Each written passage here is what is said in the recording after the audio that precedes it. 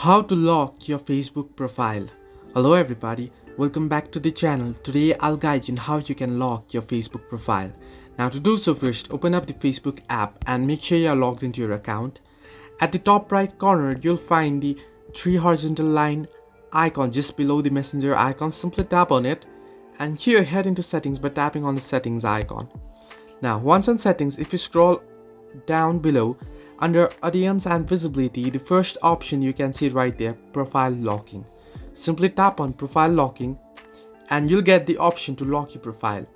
Now to lock your profile, simply tap on the lock your profile option popping up at the bottom of your screen, and once you do this your profile will get locked. You can see you locked your profile notification popping up. Only your friends can see the photos, posts and stories on your profile once you lock your profile. So if you don't get this lock your profile option, then what you can do is head into App Store or Play Store and search in for the update, and if you get the update then you might just get the lock option. Hope this helped you. Do like and subscribe, and do not forget to leave a comment down below if you have any further issues.